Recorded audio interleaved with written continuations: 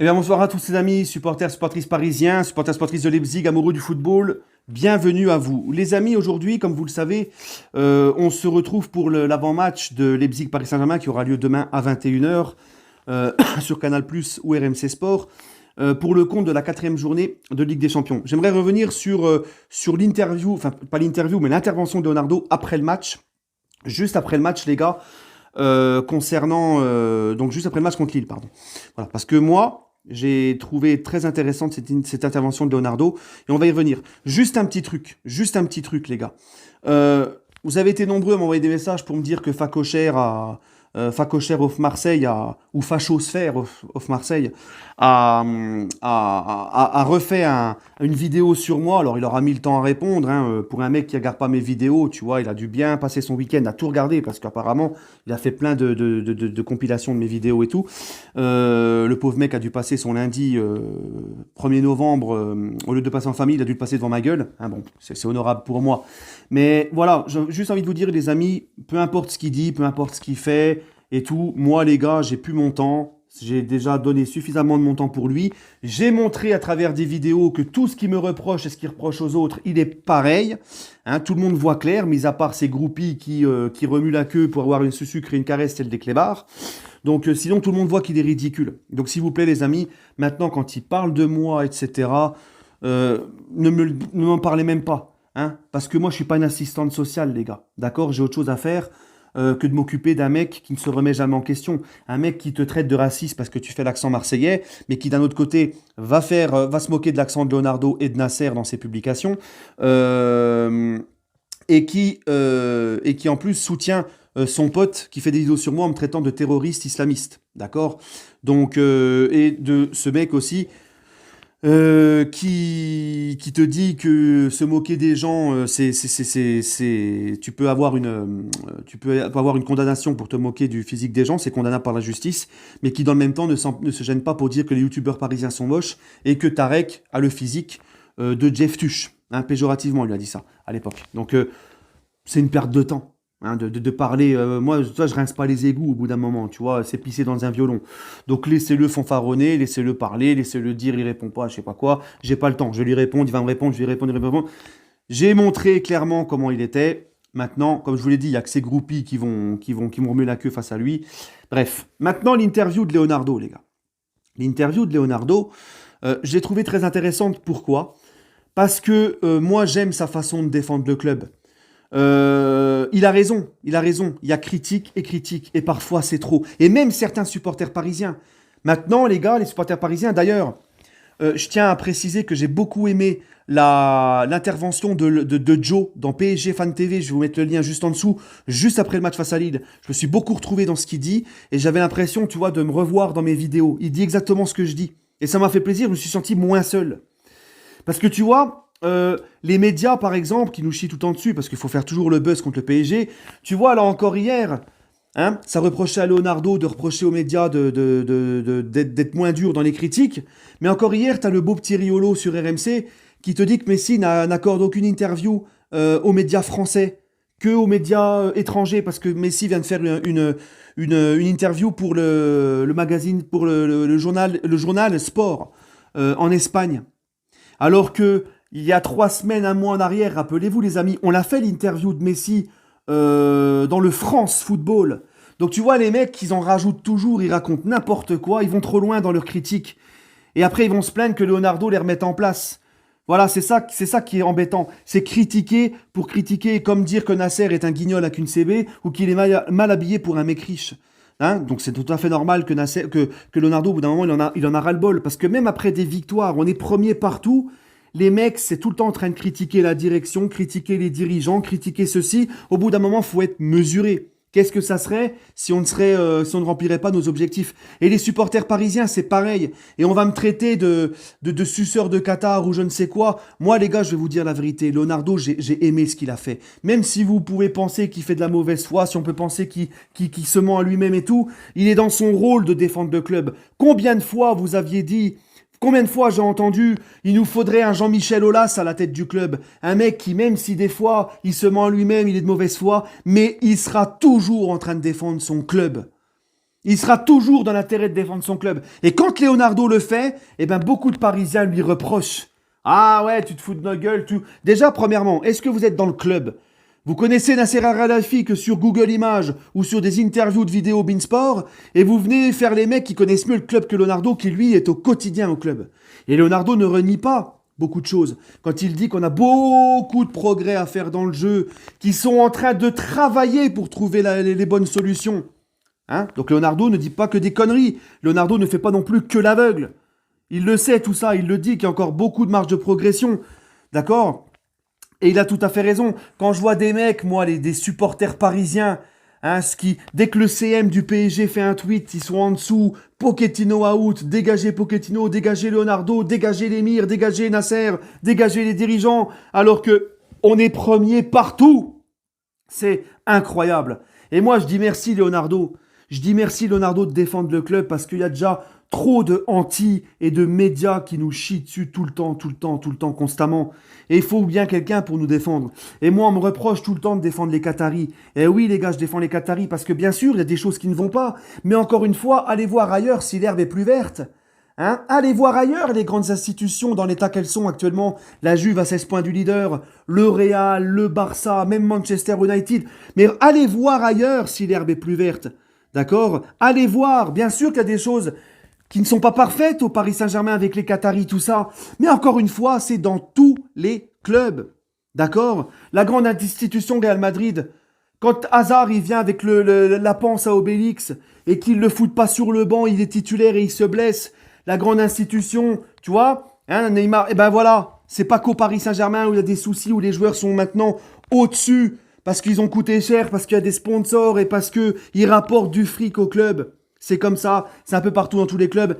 Et de toute façon, je me suis déjà exprimé sur ça il y a 2 jours en vidéo. Vous pouvez me traiter, moi, de suceur de Qatari, mais moi, j'oublie pas d'où on vient. Je suis pas un petit cancer qui a grandi avec une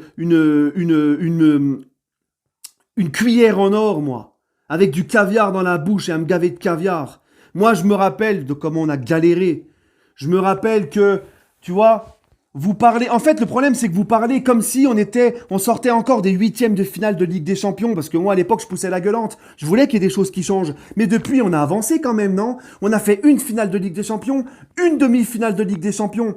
Quand on a sorti le Bayern l'année dernière, personne parlait du dysfonctionnement. Personne parlait des Qataris. Tout était beau, tout était rose. On sort contre la demi-finale contre City, et ça changera jamais dans ce club. Et les Qataris, c'est des enfoirés, et ceci, et cela. C'est incroyable. C'est incroyable. Il y en a, vous fermerez vraiment vos gueules, vous arrêterez de critiquer que quand on gagnera cette Ligue des Champions. D'accord? C'est pitoyable. C'est vraiment pitoyable, les gars. Moi, pourquoi je défends les Qataris? Oui, on me traite de suceur de Qataris, tu défends trop les dirigeants et tout. Mais parce que moi, j'en ai marre des mecs qui critiquent H24, même quand on gagne, ils sont là tout le temps, la critique, ils enfoncent le club. Vous êtes des cancers. Moi, j'oublie pas d'où on vient, les gars. J'oublie pas comment on a galéré. J'oublie pas que dans les années 2000, on a joué que 2 fois la Ligue des Champions et que notre dernière participation en Ligue des Champions avant les Qataris, en 2004-2005, on est sorti en match de poule en se prenant une humiliation au parc par Moscou et Sergueï Semak qui a mis un triplé, un mois après qui rejoignait le PSG et qui a rien foutu au Paris Saint-Germain. J'oublie pas cette période-là aussi où on a joué le maintien, où on n'avait quasiment plus jamais revu le podium depuis la première saison de Vahid Halilhodžić où on finit 2e et ce qui nous a valu d'aller en Ligue des Champions et de se faire humilier derrière. J'oublie pas les gars d'où on vient moi. J'oublie pas que maintenant, tu vois le match de demain face à Leipzig, si on peut faire l'avant-match Leipzig-PSG, 4e journée de Ligue des Champions, si on peut vibrer devant un but de Messi en lucarne au Parc des Princes qui a fait soulever le parc face à la grosse équipe de City, c'est en partie grâce à qui? C'est en partie grâce à ces Qataris. D'accord? Et si on peut espérer un jour soulever cette Ligue des Champions, c'est en partie grâce à ces Qataris. Et vous êtes là, vous dégueulez votre haine sur eux quand on perd et maintenant même quand on gagne. D'accord? Alors qu'il y a je sais pas combien de supporters qui rêveraient d'avoir ne serait-ce que la moitié de notre effectif et de pouvoir jouer ne serait-ce que la Ligue des Champions une fois tous les 2 ans. Tu vois? Vous vous rendez pas compte? Vous avez oublié! Vous avez oublié!